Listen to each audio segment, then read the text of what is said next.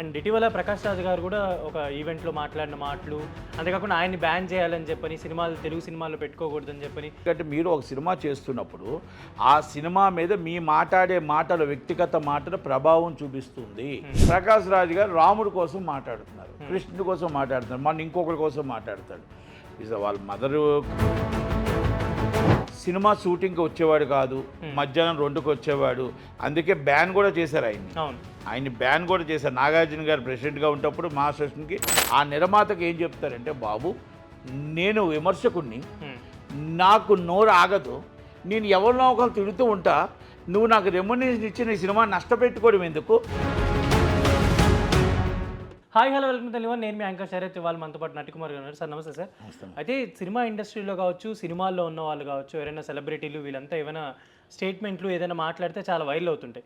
And ఇటీవల ప్రకాష్ రాజ్ గారు కూడా ఒక ఈవెంట్లో మాట్లాడిన మాటలు, అది కాంట్రవర్సీ అయ్యి ఇప్పుడు రాముడి గురించి ఇలా చాలా వ్యాఖ్యలు చేయడం, అంతేకాకుండా ఆయన్ని బ్యాన్ చేయాలని చెప్పని, సినిమాలు తెలుగు సినిమాల్లో పెట్టుకోకూడదని చెప్పని, ఆయన్ని తొందరలోనే బ్యాన్ చేయాలని చెప్పి ఇలా చాలా నడుస్తున్నాయి కాంట్రవర్సీలు. రాముడి గురించి స్టేట్మెంట్స్ చేశారు. ఏంటి సార్ అంటే సెలబ్రిటీలు ఇలాంటి వ్యాఖ్యలు ఎందుకు చేస్తారు? అసలు ప్రకాష్ రాజ్ గారి ఇష్యూ మీరు ఎలా చూడొచ్చు అంటారు? ఇప్పుడు నేను ఒక మాట అంటానండి,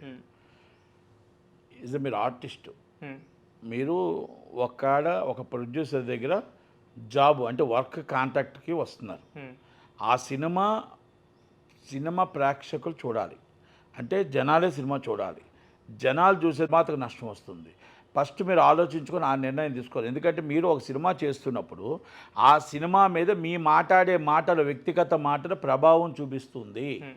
కులమత భేదాలకు, కులం కోసం మాట్లాడినా, మతం కోసం మాట్లాడినా, ప్రజల కోసం ప్రజా సమస్యల కోసం ఏం మాట్లాడినా, ఇక్కడ ఎదుటి వాళ్ళని విమర్శించినా ఆ నిర్మాత మీకు రెమ్యునరేషన్ మీరు తీసుకొని వెళ్ళిపోతారు.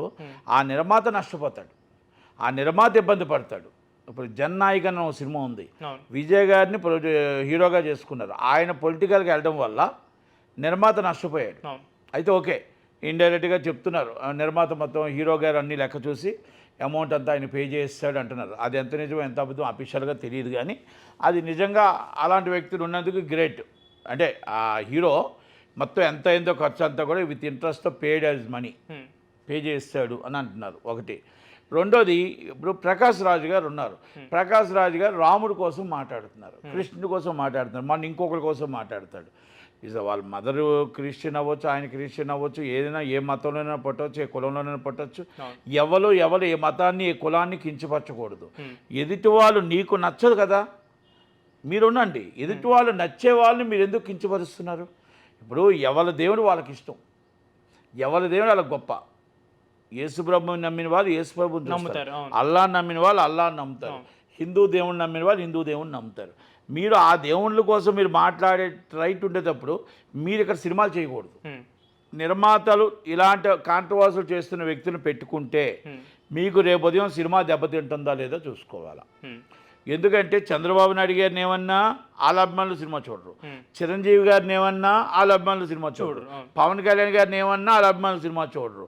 అంటే యూనివర్సల్గా అందరూ ఆమోదిస్తేనే సినిమా హిట్ అవుతుంది. కొంతమంది చూడక, కొంతమందికి నచ్చక, కొంతమంది చూడకపోతే మన సినిమా ఇబ్బంది పడతాం. అలాగని ఆయనే ఒక ఆర్టిస్ట్ కాదు, ఈజ్ ఎ బిగ్ ఆర్టిస్ట్. అంటే ఒక సినిమా చరిత్ర రాయగల ఆర్టిస్టు.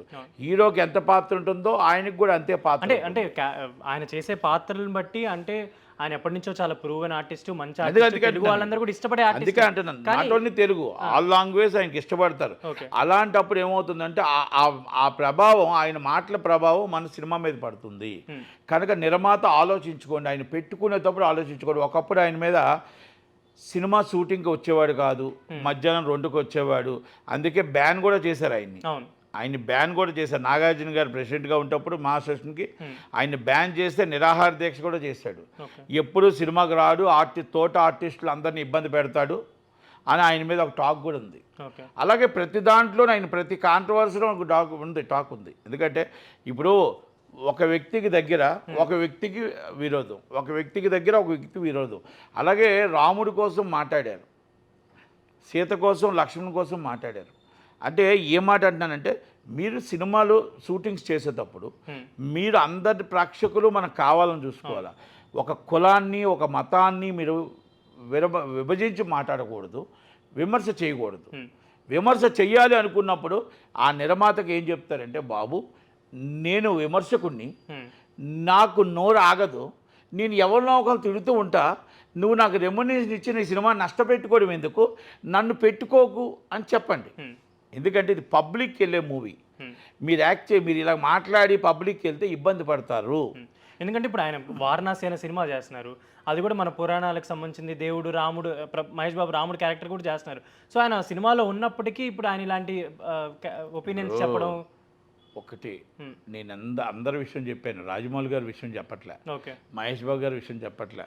అక్కడ ప్రకాష్ రాజ్ గారు ఉన్నా, నేనున్నా, ఇంకొకరున్నా, అక్కడ నాకు జరిగిన దెబ్బ ఆ సినిమా మీద పడుతుంది ప్రభావం. ఓకే, ప్రకాష్ రాజ్ గారి మీద ఉంటే ప్రకాష్ రాజ్ గారి మీద ప్రభావం సినిమా మీద పడుతుంది.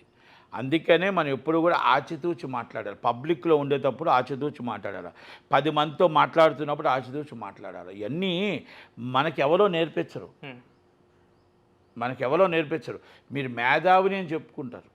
అది కేవలం పొలిటికల్ మైలేజ్ కోసం అనుకోవచ్చు. అంటే ఆయన ఎప్పటి నుంచో పాలిటిక్స్లో కూడా ట్రై చేస్తున్నారు కాబట్టి.